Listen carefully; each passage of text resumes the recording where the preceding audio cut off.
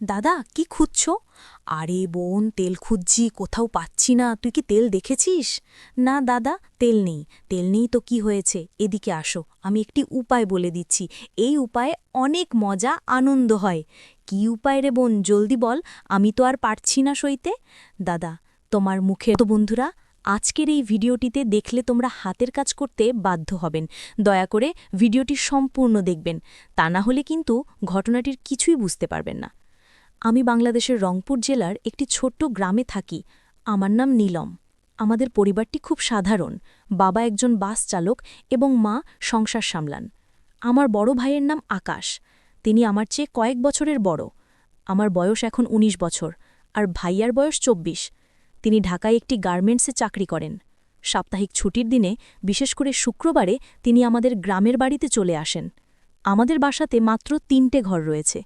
একটি রুমে আমার বাবা মা থাকেন এবং আরেকটি রুমে আমার কাকা কাকি থাকেন, আর আরেকটি রুমে আমি এবং ভাইয়া থাকি। প্রতিবার ভাইয়া গ্রামে এলে আমরা দুজন অনেক সময় একসাথে কাটাই। পড়াশোনা, গল্প, আড্ডা কিংবা গ্রামের চারপাশে ঘুরে বেড়ানো, সবকিছুতেই ভাইয়া আমার সঙ্গী। আমি ছোট থেকে ভাইয়ার খুব কাছের, তাই ওর সঙ্গে আমার একটা বিশেষ বন্ধন তৈরি হয়েছে।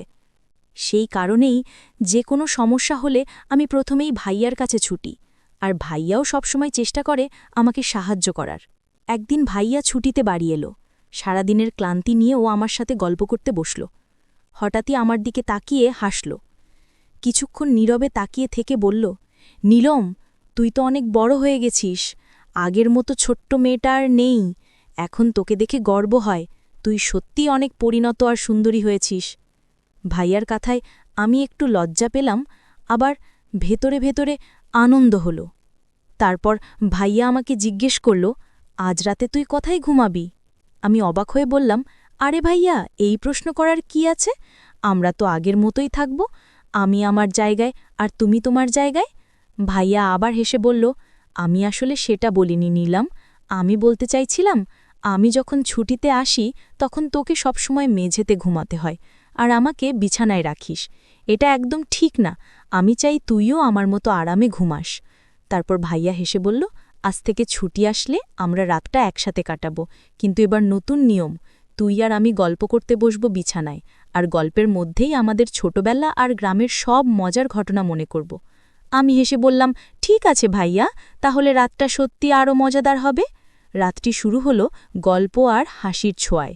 আমরা দুজন ছোটবেলার কৌতুক, স্কুলের দুষ্টুমি আর গ্রামের মজার স্মৃতি নিয়ে গল্প করতে করতে সময়টা অজান্তেই কেটে গেল।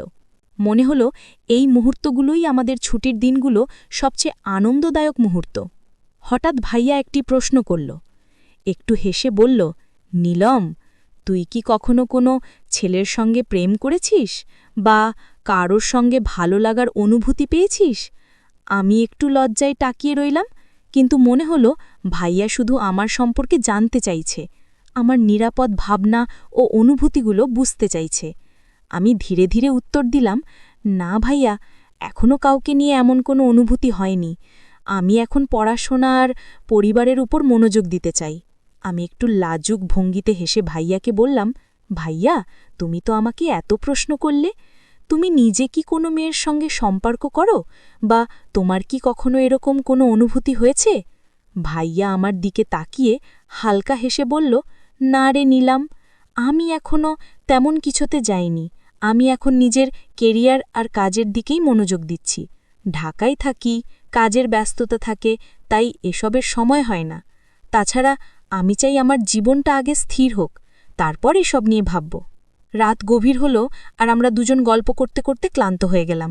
ধীরে ধীরে আমি এবং ভাইয়া শুয়ে পড়লাম। বিছানায় শুয়ে শুয়ে আমরা দিনের সব গল্প আর স্মৃতিগুলো মনে মনে ভাবছিলাম। নীরবতায় ঘরটা শান্ত, আর মনে হলো এই মুহূর্তগুলোই আমাদের পারিবারিক বন্ধনের সবচেয়ে মূল্যবান স্মৃতি। রাতের এই শান্তি যেন আমাদের হৃদয়কে আরও কাছে এনেছে এবং আমাদের সম্পর্ককে আরও মজবুত করেছে। পরের দিন সকালে সূর্যের আলো ঘরের ভেতরে ঢুকতে শুরু করল। আমরা দুজন ধীরে ধীরে উঠলাম। ভাইয়া কফির গ্লাস হাতে নিয়ে বলল, নীলম, কাল রাতে তোমার সাথে গল্প করতে করতে সময়টা একদম অজান্তেই চলে গেল।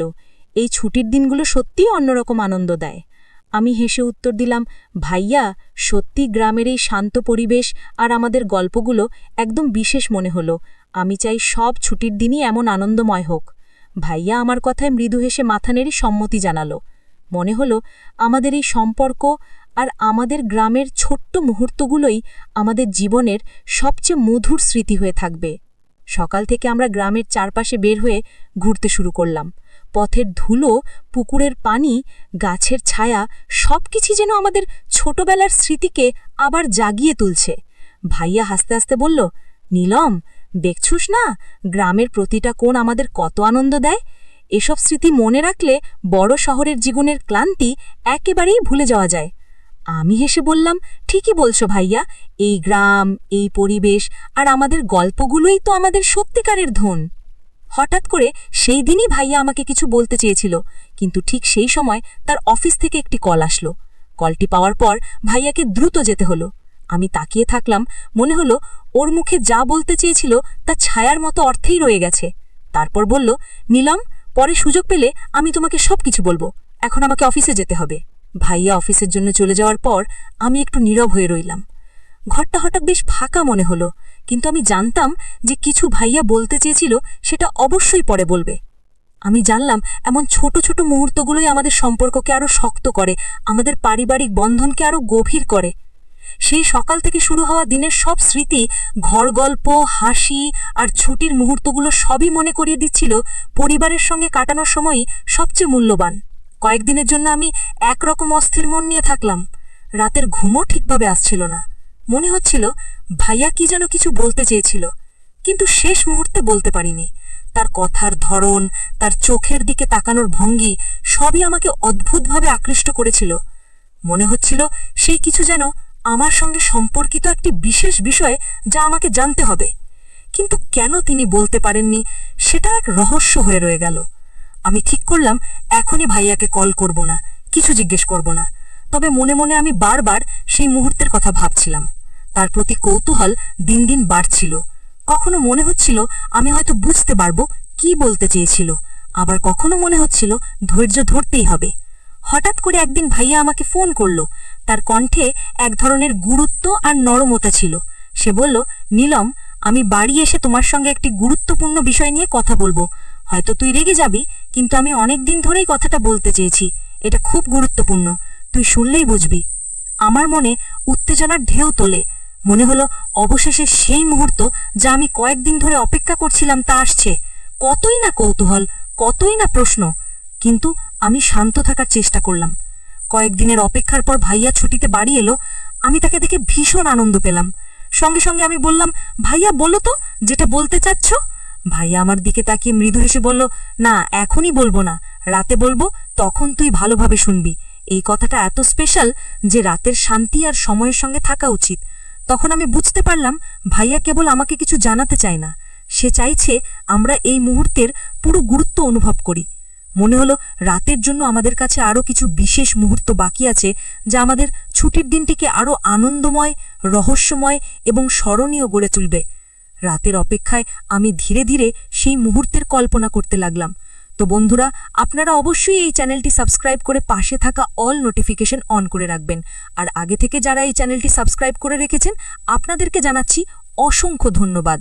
তো বন্ধুরা, আজকের মতো ভিডিওটি এখানেই শেষ করছি। দেখা হচ্ছে পরবর্তী নতুন কোনো ভিডিওতে। ভালো থাকবেন সবাই।